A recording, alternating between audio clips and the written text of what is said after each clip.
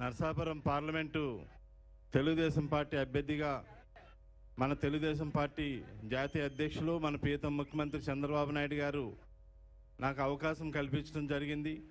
ఈరోజు Narasapuram parliament Telugu Desam party అభ్యర్థి గెలుపు కోసం, అట్లాగే మన నరసాపురం పార్లమెంటు పరిధిలోని పాలకొల్లు నియోజకవర్గ శాసనసభ్యుడిగా పోటీ ఉండి ఈరోజు తెలుగుదేశం పార్టీ అభ్యర్థిగా పోటీ చేస్తున్న నిమ్మల రామానాయుడు గారి గెలుపు కోసం ప్రజల్ని అభ్యర్థించడం గురించి, అట్లాగే 7 సెగ్మెంట్ల అభ్యర్థిత్వం గెలుపుల గురించి ఈరోజు ప్రియతమ ముఖ్యమంత్రి చంద్రబాబు నాయుడు గారు ప్రజల ఆశీస్సులు కోరటానికి మన ముందుకు వచ్చారు. మన తెలుగుదేశం పార్టీ అధ్యక్షులు నారా చంద్రబాబు నాయుడు గారు ప్రియతమ ముఖ్యమంత్రిగా మనకి అభివృద్ధి సంక్షేమాన్ని అందించారు. కాబట్టి ఈరోజు ప్రజల ముందుకెళ్ళి మనం ధైర్యంగా తెలుగుదేశం పార్టీకి ఓటేయాలి. అట్లాగే మరలా ముఖ్యమంత్రి చంద్రబాబు నాయుడు గారు రావాల్సిన ఆవశ్యకతను కూడా ప్రజలందరూ కూడా గుర్తెరిగి ఈరోజు అఖండ విజయం అందించడానికి సిద్ధంగా ఉన్నారు. మరలా మనకి పోలవరం నిర్మాణం పూర్తి స్థాయిలో జరగాలి, అభివృద్ధి మరింత సమర్థవంతంగా వేగవంతంగా జరగాలి. ప్రజలు ఈరోజు ఆశీస్సులు ఇవ్వడానికి సిద్ధంగా ఉన్నారు. అట్లాగే నరసాపురం పార్లమెంటు తెలుగుదేశం పార్టీ అభ్యర్థిగా ప్రియతమ ముఖ్యమంత్రి చంద్రబాబు నాయుడు గారు నాకు అవకాశం ఇవ్వటం జరిగింది.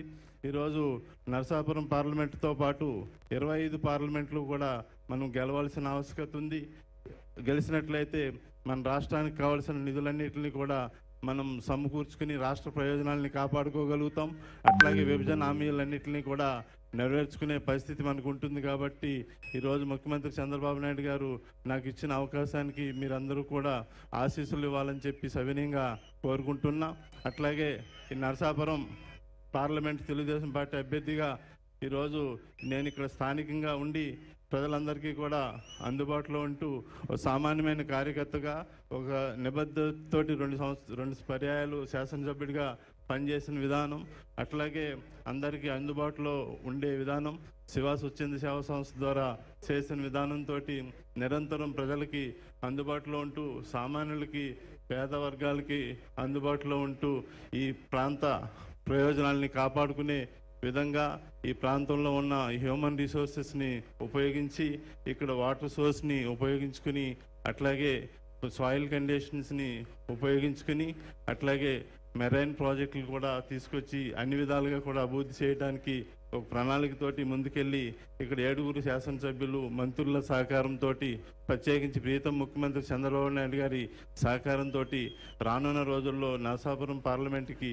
అభివృద్ధికి నేను నిరంతరం కృషి చేస్తానని చెప్పి సవినయంగా కోరుకుంటూ మీరందరూ కూడా నాకు ఆశీస్సులు ఇవ్వాలని చెప్పి సవినయంగా అభ్యర్థిస్తున్నాను.